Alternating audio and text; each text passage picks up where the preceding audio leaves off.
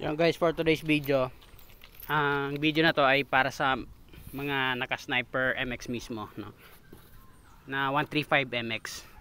So, marami kasi nagtatanong patungkol sa kung ano nga ba yung compatible na clutch cable para sa ating sniper MX. Peace.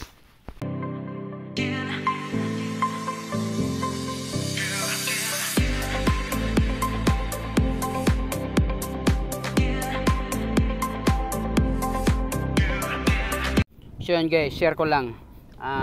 Nakaraan bumili ako ng clutch cable sa Lazada Racing Team na ang code mismo ay 50C. So ibig sabihin, ang code kasi ng motor natin ay 50C.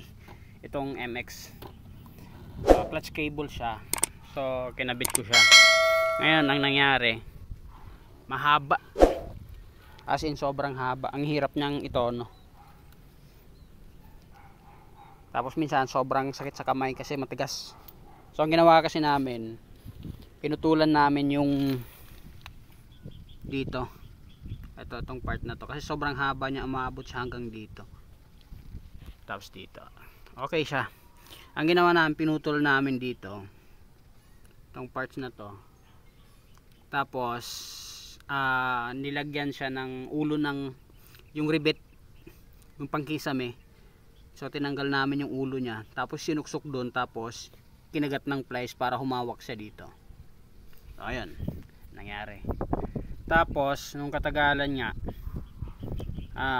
mga ilang buwan ko rin siya nagamit, mga 3-4. Nagbabiyahe ako nung isang gabi, ang lakas ng ulan, biglang lumusot yung ating yung rivet. So ngayon nasa Marikina ako, ang lakas ng ulan, putol. O ngayon, wala akong magawa kasi hindi talaga mareremedyohan kung clutch cable ang mapuputol. Di kagaya ng throttle cable, pwede mong talian eh. Ito hindi. So ngayon, balik tayo dun sa points kung ano nga ba yung compatible na clutch cable para dito sa ating Sniper MX, no. So nagpa-rescue ako dun sa kumpare ko. Sabi ko sa kanya, pare, papahatak sana ako kasi putol ka ako yung clutch cable ko. Sabi niya, nasan ka ba? Sa Marikina, taga Pasig lang siya. Tapos sabi, sige, kung gusto mo, daanan kita dyan, puntahan kita, tapos bilhin na lang kita ng clutch cable. Sabi ko sa kanya, sige, bili mo ako ng clutch cable na pang Sniper 150. Ito guys, no, Sniper 150 yung gamit natin na clutch cable dito. Ayan, plug and play yan guys, plug and play yan. Medyo mahaba lang yan, nakabaluktot ng kaunti, banda rito yan, nakapaganyan siya papunta ron sa taas. Mahaba siya ng mga ganyan siguro yung wire na to, ay yung pinaka nya, part na to.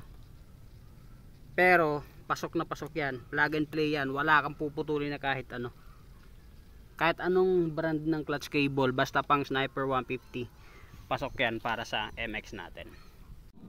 Saka guys, wag nyo palang bibilhin yung clutch cable na ang tatak ay Sniper 135, no. Baka kasi pang classic yung mabili nyo, mahaba siya compared dito sa atin. So ayun, Sniper 150 talaga yung clutch cable na gamitin nyo muna. So ngayon ito muna ginamit natin, mumurahing brand lang to, at least nakauwi lang tayo.